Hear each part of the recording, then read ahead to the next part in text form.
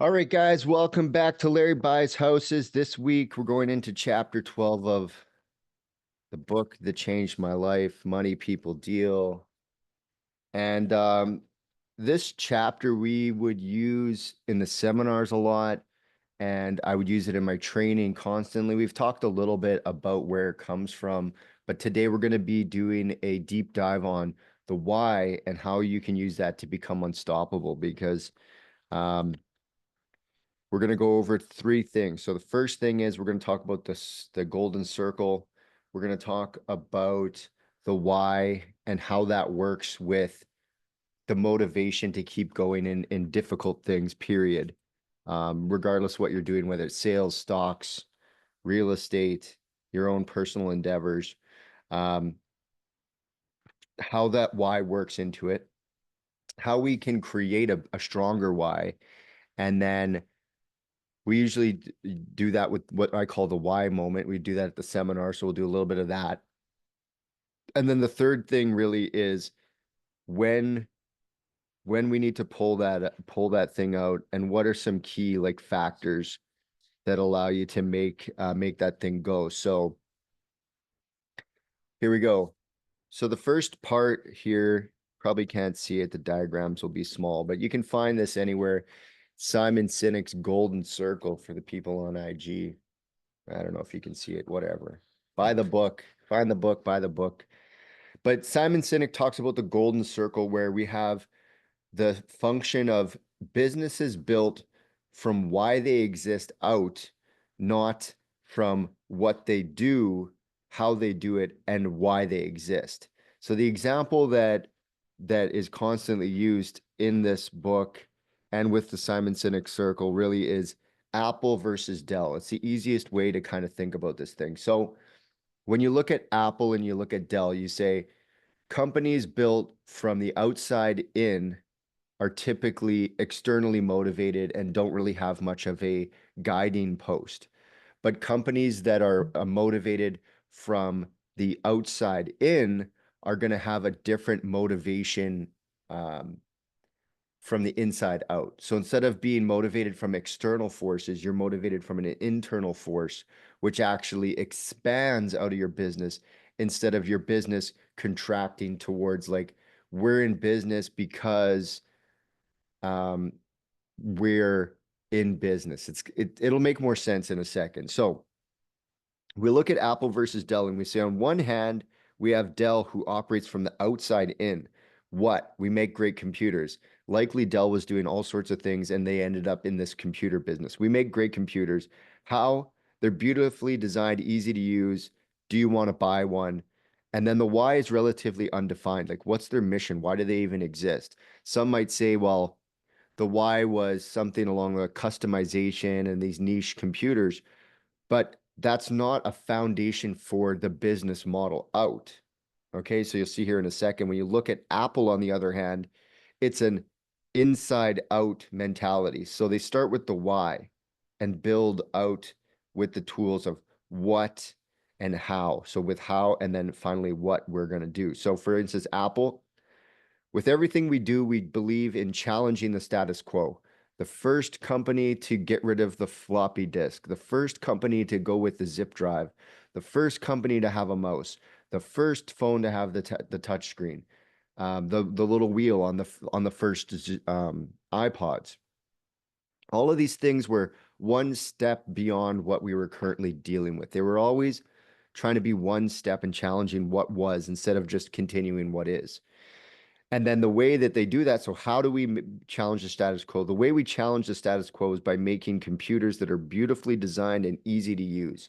So you'll notice all of the Apple products still to this day, beautifully designed and probably one of the easiest products versus, let's say, the phone versus a Samsung or the MacBook versus any laptop, period. There's no contest. Ease of use, beautifully designed, sounds great, looks great, very nice to touch. And what do? We make great computers. Do you want to buy one? So both of these companies exist to sell some sort of computer. But when you look at it, you say, on one hand, Dell is starting with what we do, and on Apple is starting with the why we do and folding out. So, they could even Apple with that functionality is unlimited in their business expansion. They're not starting with what, they're starting with why. And then when they move to how, well, we challenge the status quo. They could make a TV, they could make a car. And as long as it fits the mandate of challenging the status quo, being beautifully designed and easy to use, you could see an Apple electric car. But you would never see that from Dell because Dell started with computers and worked its way out. And we still really don't know why Dell exists. So how does that work when it comes to us and our personal goals? So here's where we start. Now that we understand what can motivate us, what can drive these things to happen, we go and you say, all right, let's take the example like in the book here. You want to get fit, you want to get in shape. So people typically start with like what again? They're like, what is it that you want to do? I want to get fit, lose some weight this year. How? I'm going to buy a gym pass. Why? It's my New Year's resolution. So when you land with the why you're doing something, you're going to get a result that's very weak. It can be broken. It's like if anything attacks that it's New Year's resolution, the thing collapses. There's no reason to continue because, oh, everyone else in the office by January 7th has quit on their New Year's resolution. So I'm just going to quit on my New Year's resolution too, because I'm in the bucket of all the people who quit on their New Year's resolutions. Okay. So let's look at a goal in a different frame. Same goal in a different frame, but we start with the why and we work our way out. So why? I must go to the gym consistently to create and maintain the body I desire. This is integral to my self-image, self-esteem, and personal success. How? I will go to the gym every day. What?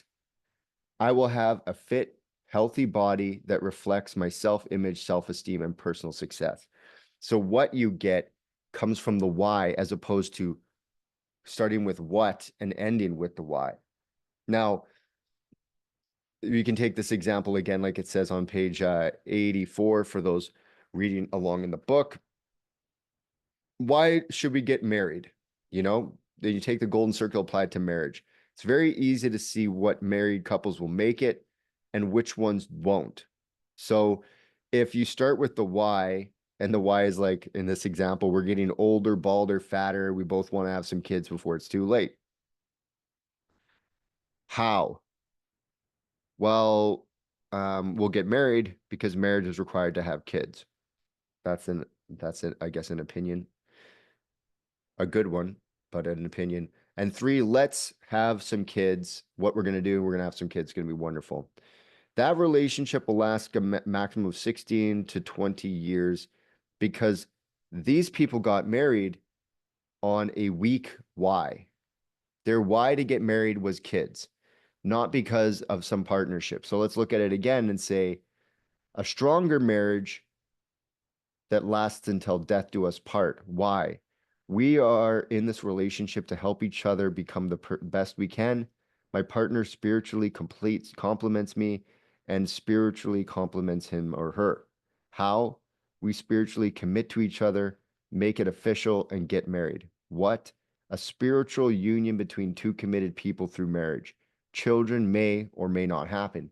That is a far different framework. So if we're looking at what we're doing and our approaches to starting new businesses, opening new things, we want to be thinking about the why first.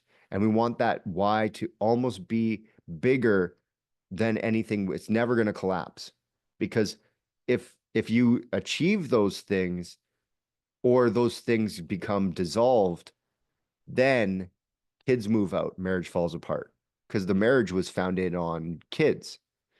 When you found it on something that's bigger and stronger, it only makes the rest of it bigger and stronger. So when we used to do the coaching thing, we'd look at it and we'd say, why is it that some people are successful and some people aren't? And a lot of times it's because they're a parent who wants to spend some time or help their children become successful, or they are a child who wants to take care of or help their parents. Those two kind of driving factors. So like I'm married with kids and I want to be more financially fit. So I do this business. Or I'm young and I'm taking on real estate to make money to take care of my parents. Those are the two ways that people have something bigger than themselves. Why am I doing real estate? How am I going to do how am I going to do that? And what is it that am I going to do to pay pay for my parents' life or what have you? So when you look at it, it says money is the root of all evil, and money is not the root of all evil. A lack of money is the root of all evil. And that's for, Rich Dad, Poor Dad. And I was in this other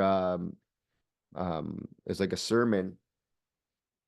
There's a sermon, and the guy says the quote is money is the root of all evil.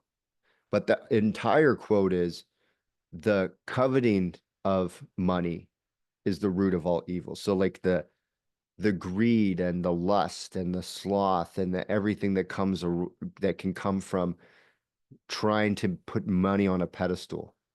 Money is not the root of all evil. The desire, the love of it over all things is the root of all evil, because you'll do whatever it takes to get money regardless of that situation, which isn't always good. Okay. So action step here, I'll read out the action step for the chapter. List the why, how, and what for your business. How can you emotionally charge your mission to make yourself unstoppable? Okay.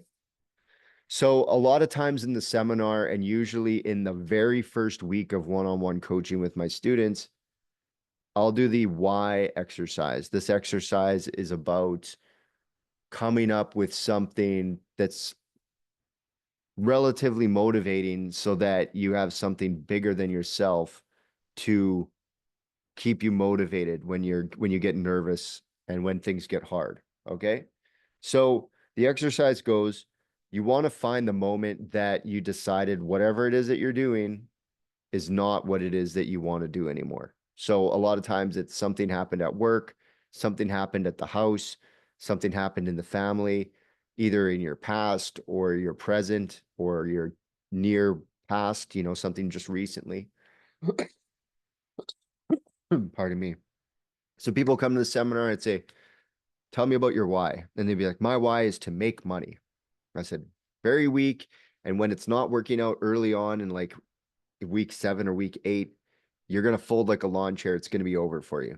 Okay. So instead, we want to make it a moment that you never want to feel again, something you can run back. So I used to have an acquisitions assistant, Kyler, and he would tell the story that initially the reason that he wanted to move out of what he was doing into real estate was he had this really bad experience at work that he knew he couldn't really recover from.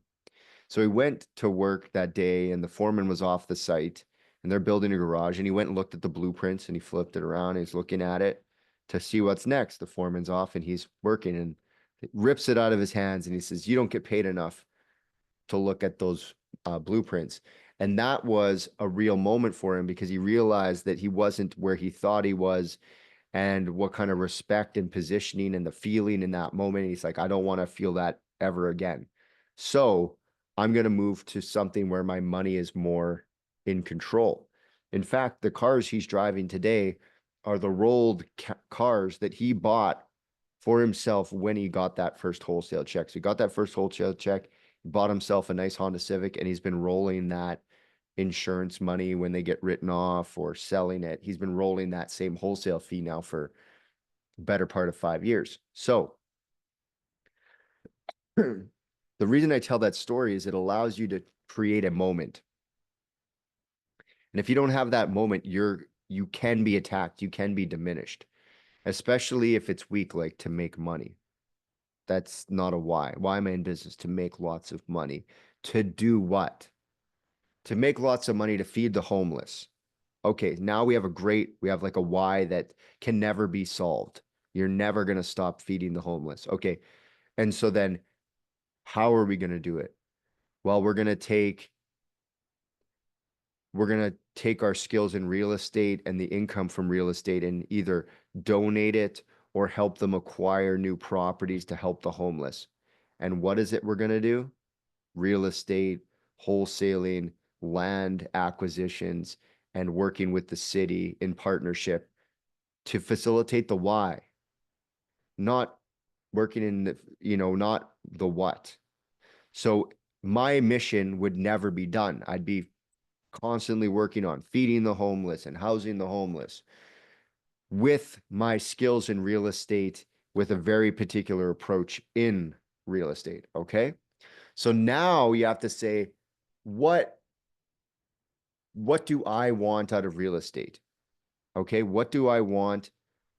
What is the mission that I want to never achieve? What is the mission that is unachievable and bigger than my generation that I could die, leave that mission to someone else? They would pick up the torch and keep on feeding the homeless. Okay. And it's typically legacy in your family. So people would be like, my, I want to like build something for my family, or I want to make sure that my trust takes care of myself and is built in a way that it'll take care of my children's children's children. Okay, we've got this mission now above our head. How are we going to do it? Through real estate, specifically, setting up the trusts and funneling money from our real estate activities into those trusts and building them up so that they're strong. And what? you know, income generating, cash generating, equity generating, wealth generating activities in real estate. Notice it's different if I'm feeding and housing the homeless. How I use real estate, but real estate is the tool in the middle. So, one, realizing that businesses built from the inside out last and the ones from the outside in are dependent on the environment and could collapse at any time, right? Second is that we must build our whys very strong, almost and unusually unachievable, unending, so big that you can never get to the end. And that's what's going to keep you motivated throughout the career, is that you can never achieve the completeness of that why. Because look at Steve Jobs, he's dead and gone, but his why and his company lives on as if he's still around, because it's ingrained in the mission that can never be completed, because the mission is ongoing to challenge the future and to design it beautifully and make it easy to use. And because of that, that company will last forever. And I challenge you to look at your companies and figure out why you're in business and work your way back out so that, and here's the last point, when you're faced with adversity, it's much like the why that we build, which is like a huge mission.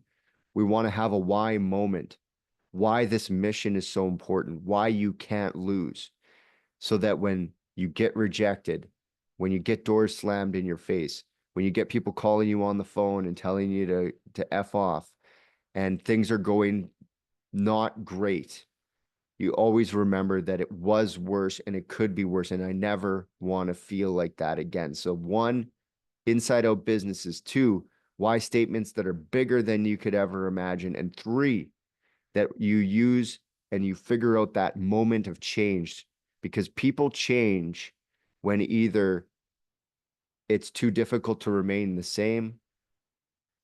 I think that's really the only one. People change when it's really too difficult to remain the same.